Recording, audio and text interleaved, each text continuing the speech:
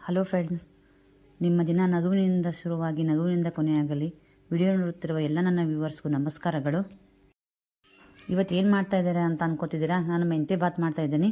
First gas on ಮಾಡಿಕೊಂಡು ಕುಕ್ಕರ್ದು ತೇವಾಂಶ ಹೋಗೋವರೆಗೂ ಇಟ್ಟು ನಾನು ಈಗ ಕುಕ್ಕರಿಗೆ 1 ಸ್ಪೂನಷ್ಟು ಎಣ್ಣೆ, 1 ಸ್ಪೂನಷ್ಟು ದೊಡ್ಡ ಸ್ಪೂನಷ್ಟು ತುಪ್ಪ ಹಾಕೋತಿದ್ದೀನಿ ಫ್ರೆಂಡ್ಸ್. ನೀವು ಬರೀ ಎಣ್ಣೆ ಬೇಕಾದ್ರೆ ಹಾಕೋರಿ, ಇಲ್ಲ ತುಪ್ಪ ಅದರಲ್ಲಿ ಬೇರೆ ಮಾಡಿರಿ, ಇಲ್ಲ ಎರಡು ಮಿಕ್ಸ್ ಮಾಡಿ ಮಾಡ್ಬೋದು, ಚೆನ್ನಾಗಿರುತ್ತೆ.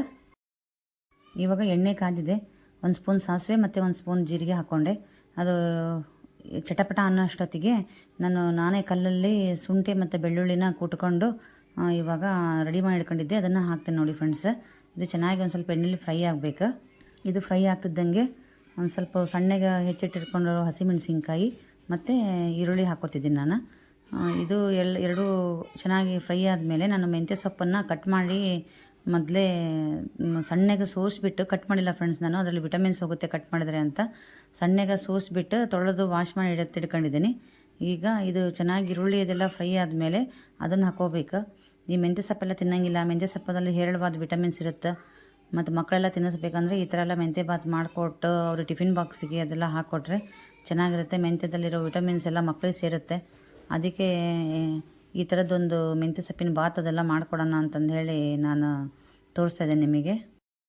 ತಟ್ಟೆಯಲ್ಲಿ ಸೊಪ್ಪೆಲ್ಲ ಬಂದರೆ ತಿನ್ನೋದೇ ಇಲ್ಲ ಅನ್ನೋ ಮಕ್ಕಳಿಗೆ ನೀವು ಬೇಕಾದ್ರೆ ಕಟ್ ಮಾಡಿ ಹಾಕಿರಿ. ನಾನಿಲ್ಲಿ ನಮ್ಮನೇಲಿ ಸೊಪ್ಪು ತಿಂದೇ ಇರೋದೇನು ಪ್ರಾಬ್ಲಮ್ ಇಲ್ಲ. ಹಾಗಾಗಿ ನಾನು ಚಿಕ್ಕದಾಗಿ ಸೋಸ್ಕೊಂಡ್ಬಿಟ್ಟು ಹೇರಳವಾಗಿ ಹಾಕ್ತಾಯಿದ್ದೀನಿ. ಇದು ಬೆಂದ್ಬಿಟ್ರೆ ಇದೆಲ್ಲಿ ಕಾಣೋದೇ ಇಲ್ಲ ನಾವು ರೈಸಲ್ಲಿ ಇದು ಮೆಂತ್ಯ ಹಾಕಿದ್ದೀವಿ ಅಂತ, ಅಷ್ಟೇ ಆಗಿಬಿಡುತ್ತತಿ. ಇದು ಚೆನ್ನಾಗಿ ಫ್ರೈ ಮಾಡ್ಕೊಳೋಣ ಇದರಲ್ಲಿ. ಈಗ ಈರುಳ್ಳಿ ಅದೆಲ್ಲ ಶುಂಠಿ ಅದೆಲ್ಲ ಇತ್ತಲ್ಲ, ಅದರಲ್ಲಿ ಚೆನ್ನಾಗಿ ಫ್ರೈ ಮಾಡ್ಕೊಳ್ಳೋಣ. ಸ್ವಲ್ಪ ಚೆನ್ನಾಗಿ ಫ್ರೈ ಆದಮೇಲೆ ಇದು ಮೆಂತ್ಯ ಸೊಪ್ಪಿನ ಹಸಿ ವಾಸನೆ ಹೋದ್ಮೇಲೆ ಮಸಾಲೆ ಎಲ್ಲ ಹಾಕ್ಕೊಳ್ಳೋದಿದೆ. ಈಗ ಮೆಂತ್ಯ ಸೊಪ್ಪು ಚೆನ್ನಾಗಿ ಹಸಿ ವಾಸನೆ ಹೋಗಿ ಬಾಡಿತ್ತು.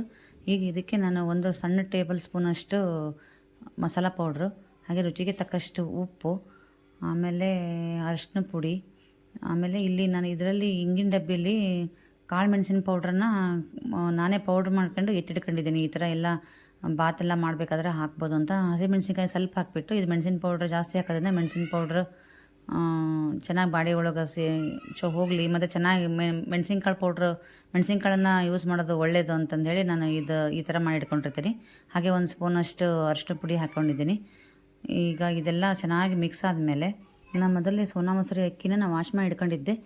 ಈಗ ಅದರಲ್ಲೆಲ್ಲ ನೀರು ತೆಗೆದುಬಿಟ್ಟು ಇದಕ್ಕೆ ಮೆಂತ್ಯ ಮತ್ತು ಮಸಾಲೆ ಎಲ್ಲ ಫ್ರೈ ಆಗಿದ್ದಕ್ಕೆ ಇದು ಅಕ್ಕಿ ಹಾಕಿಬಿಟ್ಟು ಒಂದು ನಿಮಿಷಗಳ ಕಾಲ ಒಂದು ಸ್ವಲ್ಪ ಚೆನ್ನಾಗಿ ಇದರಲ್ಲಿ ಫ್ರೈ ಮಾಡ್ಕೋಬೇಕು.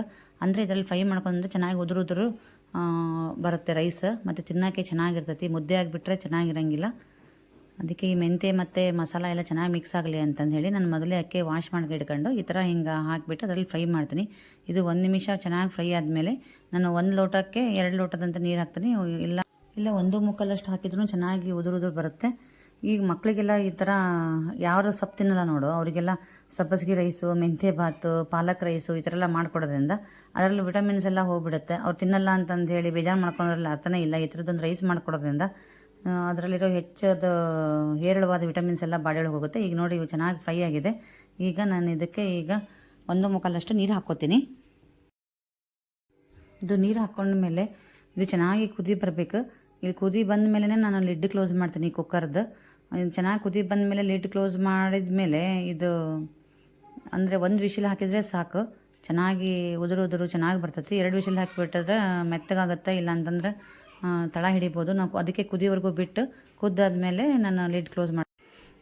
ಫ್ರೆಂಡ್ಸ್, ನಿಮ್ಮ ಮನೇಲಿ ನೀವು ಯಾವ್ಯಾವ ಥರ ರೈಸ್ ಮಾಡ್ತೀರಾ, ಯಾವ್ಯಾವ ಥರ ಬಾತ್ಗಳನ್ನ ಮಾಡ್ತೀರಾ ಅಂತಂದೇಳಿ ಕಮೆಂಟ್ ಮೂಲಕ ತಿಳಿಸಿ ಫ್ರೆಂಡ್ಸ್. ನಾನು ಈ ಥರದ್ದೆಲ್ಲ ಮೆಂತ್ಯ ಬಾತು, ಟೊಮೊಟೊ ಬಾತು, ಸಬ್ಬಸಿಗೆ ರೈಸು ಮತ್ತು ಪಾಲಕ್ ರೈಸು ಎಲ್ಲ ಸೊಪ್ಪಿಂದ ಎಲ್ಲ ಮಾಡೋದನ್ನು ಮಾಡ್ಕೊಂಡು ತಿನ್ನಬೇಕು ಅಂತ ಈ ಥರದ್ದೆಲ್ಲ ಮಾಡ್ತೀನಿ, ಚೇಂಜ್ ಇರುತ್ತೆ ಅಂತಂದೇಳಿ. ನಿಮಗೆ ಈ ವಿಡಿಯೋ ಇಷ್ಟ ಆದರೆ ನನಗೆ ಲೈಕ್ ಮಾಡಿ, ಹಾಗೆ ಕಮೆಂಟ್ ಮಾಡಿ. ಈಗ 1 ವಿಶಿಲ್ ಆಯಿತು ನೋಡಿ, ಪ್ರೆಷರ್ ಹೋಗಿತ್ತು. ನಾನು ಓಪನ್ ಮಾಡ್ತಿದ್ದೆ ನೋಡಿ, ಎಷ್ಟು ಚೆನ್ನಾಗಿ ಬಂದಿದೆ ನೋಡಿ ಫ್ರೆಂಡ್ಸ್. ನೋಡಿದ್ರೆ ಬಾಯಲ್ಲಿ ನೀರು ಬರ್ತಾಯಿದೆ, ಯಾವಾಗ ತಿಂದುಬಿಡ್ಬೇಕಪ್ಪ ಅನಿಸುತ್ತೆ. ನಿಮಗೂ ಹಾಗೆ ಆಗ್ತಿದೆಯಾ? ಹಾಗಾದರೆ ಒಂದು ಸಲ ಟ್ರೈ ಮಾಡಿ, ಖಂಡಿತವಾಗ್ಲೂ ತುಂಬ ಚೆನ್ನಾಗಿರುತ್ತೆ.